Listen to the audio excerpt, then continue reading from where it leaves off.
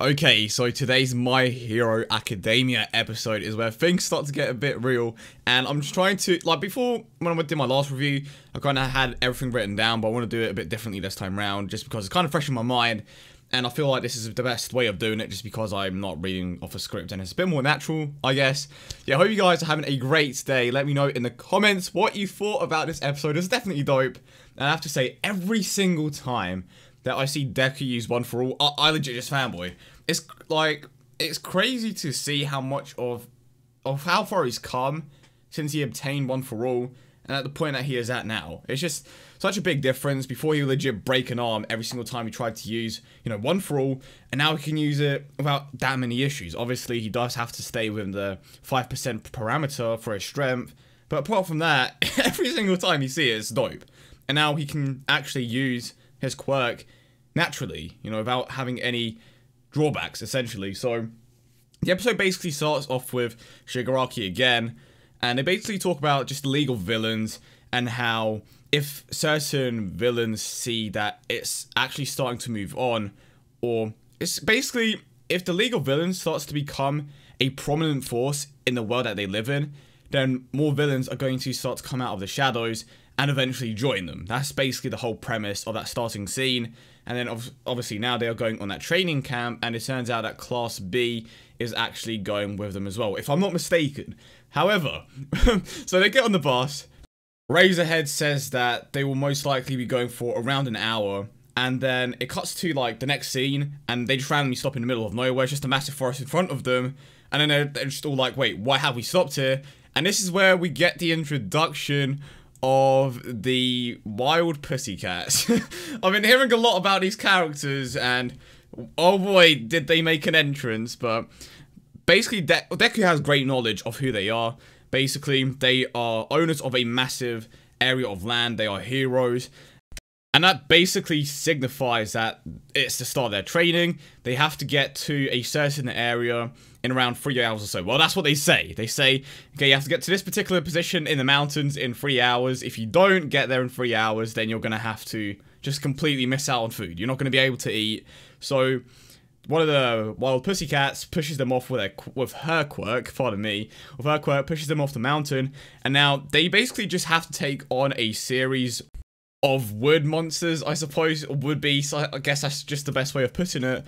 And then my boy, Deku, Todoroki, Bakugo, who I'm still not a big fan of, and Ida, they all, like, just take out this beast, like, without any issues. It was just so, if you watch the episode, it was just one of the coolest scenes. Because you have boy Todoroki just freezing his legs, and then you have Deku with his full cowling, you have Bakugo, who, okay, I've said this before, Bakugo's quirk is cool, and he does cool stuff, but Bakugo as a character is just extremely annoying to me, and you have Ida as well, like, bro, it was so hype, it legit was so hype, and I like how they try to incorporate every single one of the class members, because that's an issue, you know, quite a few animes.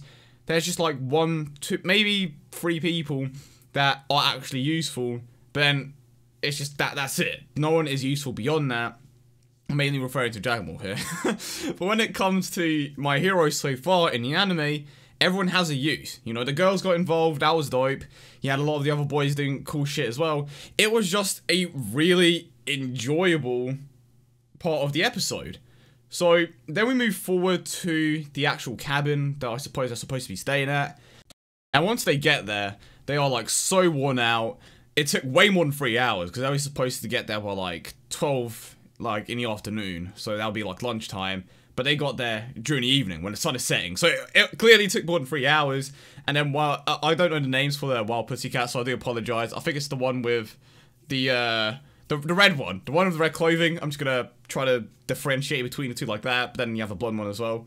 So the one in red clothing, I think it was the one in red clothing anyway, basically said that she was surprised, or they were surprised, that it didn't take longer than it actually did for them to get there, and that the 3 hours is the amount of time that the Wild Pussycats could have done that course in. So 3 hours was ambitious, it was definitely out of their reach for the class, but I'm guessing they tried to give them an incentive to actually try to beat it as fast as possible, but then the blonde one points out that the ones that were most impressive were to the surprise of no one, Deku, Todoroki, Bakugo, and Ida. And that was dope, because, again, that entire sequence was just so dope. We had all of them working together, and I would imagine that's going to be some sort of foreshadowing later on. I'm pretty certain we are going to see them fight together at some point in the anime, or even in the manga. Well, obviously, what happens in the manga is going to happen in the anime, so I would imagine that we are going to see them working together again at some point.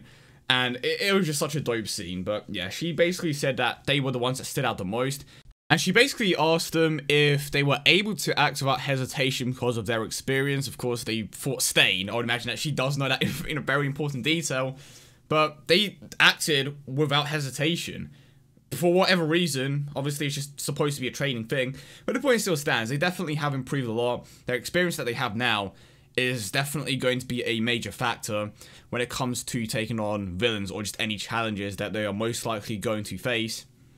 And one thing that I forgot to mention, when the Wild Pussycats, first appeared, we see this kid in the background and we don't know who he is, okay? And then after they get to the cabin or whatever, Deku's like, who is this kid? One in red explains, oh, that's Kota. Sorry if I butchered the name completely. And she is basically the son of her cousin, if I'm not mistaken.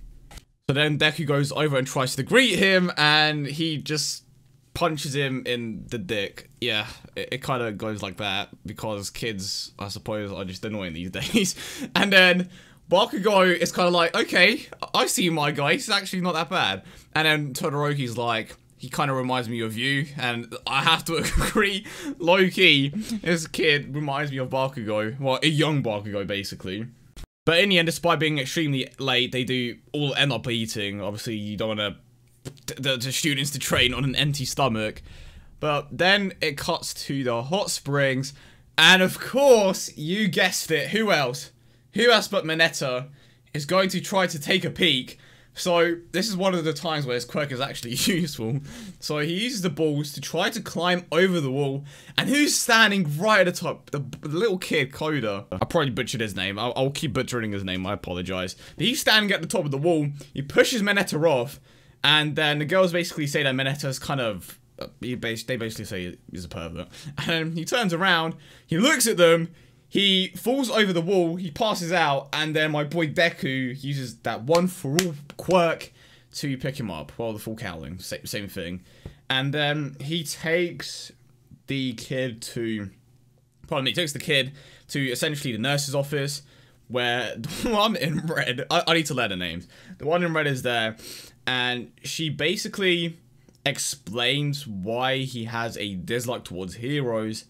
And this is based on Deku's, not necessarily a question, but more of an assumption. He's just kind of like, he has a dislike for heroes, doesn't he? And then she goes on to explain that his parents died, and that to him felt like the parents just kind of abandoned him because they are heroes. But then she's like, as a hero, it is an honor to die like that because you're dying in the line of duty, but the kid doesn't see it that way, so it's kind of all over the place. And then she goes on to say that the kid most likely doesn't like, you know, the Pussycats either because they are heroes as well. So, I mean, it is what it is. I'm curious to see what kind of role he has, but as a kid, I don't think that we are going to see too much of him, but for him to make this much of an impact in episode 1, I would imagine that, pardon me, I would imagine that he is going to have a bit of a role in the upcoming season. But the point is, this episode was dope. I like the action sequences of Deku, Todoroki, of course I mentioned this before, and just seeing Deku use the full cowling is just so dope. It really is, without any like drawbacks. And I almost forgot, but towards the end of the episode, it's day 2, and they are training like really early in the morning. I say training, they are about to train, and we have Razorhead giving Bakugo the same ball. Well, I would imagine it's the same ball that he gave him at the start of Season 1, if I'm not mistaken, just to see how far they can throw that ball, and to see how much they have improved within the 3 months. I believe it's 3 months anyway. Yeah, I'm pretty certain it's 3 months. So he throws the ball, and it's not that much of an improvement. So he basically says that the purpose of the training is to improve their quirks, because they may have improved technically, mentally, and, you know, in all those factors, but they haven't really improved their quirks all that much. So what I'm understanding from this is that we are going to see a lot of training for their particular quirks, which is exciting, because like he said, we haven't seen that much of an improvement when it comes to their quirks, apart from Deku, really. So I'm definitely curious to see how that goes down. But when it comes to Deku, I would imagine that he is just going to be capable of increasing the percentage of power that he can put, or that his body can withstand, which obviously makes sense, because right now he is still extremely powerful. And I'm curious to see how the others improve their quirks. But that was it. Definitely a fun episode. Looking forward to next week. Got a few new characters, and I dig them so far. Yeah, let me know your thoughts about the episode. Definitely an improvement from last week. Not to say that last week was bad, but this one definitely had a bit more action. We got introduced to a few more characters, and we just got to see all of the classmates in action, basically. Yeah, I'll see you all in the next one.